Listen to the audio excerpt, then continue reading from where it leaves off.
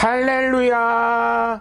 안녕하세요. 대전침례교회 묘성 목사입니다. 오늘 7월 11일 함께 나누실 말씀은 로마서 8장 1절에서부터 8절까지 말씀, 예수 믿는 사람이라면 반드시 알아야 될 믿음에 대한 기준선이 되는 로마서 8장 말씀을 함께 나누도록 하겠습니다.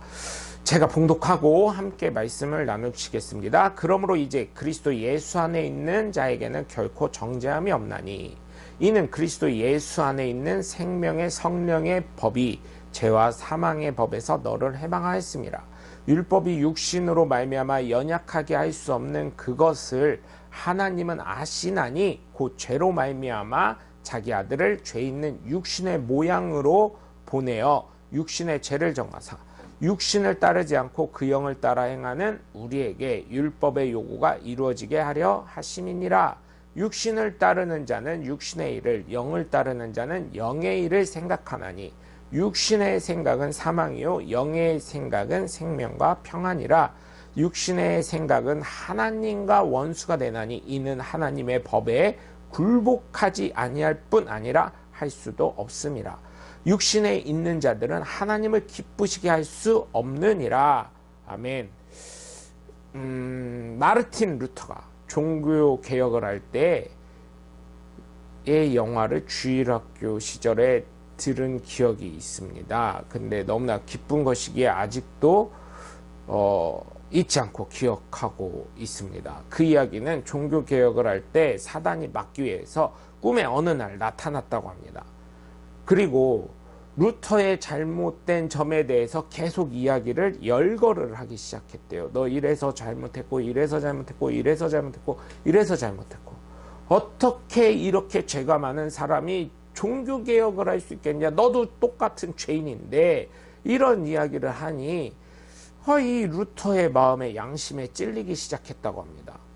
그래서 사단은 루터가 심적인 부담을 가지게 하려고 계속 교묘하게 종교개혁을 막기 위해서 사단은 계속해서 루터를 괴롭혔던 거예요. 그런데 루터는요, 그 얘기를 들을 때 양심에 찔리고 가책이 느껴졌는데 숨도 쉬지 않고 사단에게 알아, 나 죄인이야. 그 죄 물론 졌어. 물론 네가 말하는 대로 지금도 네가 얘기하니까 양심의 가책을 느껴. 그런데 말이지, 나 예수님의 이름으로 회개하고 용서함 받았어. 다 끝났어. 예수님도 기억하지 않으신다는 걸 왜 네가 기억해서 그거를 끄집어내니? 이렇게 이야기하고 종교개혁을 결단 있게 했다는 이야기를 들었을 때, 여러분, 그렇기 때문에 예수님을 믿고 회개한 사람이라면 예수님의 보혈로 말미암아 모든 죄가 도말되었으므로 예수님을 믿으시고 믿음 위에 믿음을 더하시는 하나님의 복된 자녀가 되시길 주 예수 그리스도의 이름으로 간절히 축원합니다. 오늘 본문의 내용은 이거예요. 사도 바울이 이제 복음을 기초해서 선언합니다. 그러므로 이제 그리스도 예수 안에 있는 사람에게는 유죄 판결이 없습니다. 이것은 그리스도 예수님을 통해 생명을 주시는 성령님의 능력이 죄와 죽음의 굴레에서 여러분을 해방시켜 주셨기 때문입니다. 우리의 타락한 성품 때문에 율법이 연약할 수밖에 없는 그것을 하나님께서 하셨습니다. 하나님께서는 죄의 문제를 해결하시기 위해서 자기 아들을 죄 많은 인간의 모양으로 보내시고 우리의 죄값을 그에게 담당시키셨습니다. 그것은 육신을 따라 살지 않고 성령을 따라 사는 우리에게 율법의 요구를 이루기 위한 것입니다. 육신을 따라 사는 사람은 육신의 일을 생각하고 영을 따라 사는 사람은, 성령을 따라 사는 사람은 영의 생각을 합니다. 육신적인 생각은 죽음을 뜻하고 영적인 생각은 생명과 평안입니다.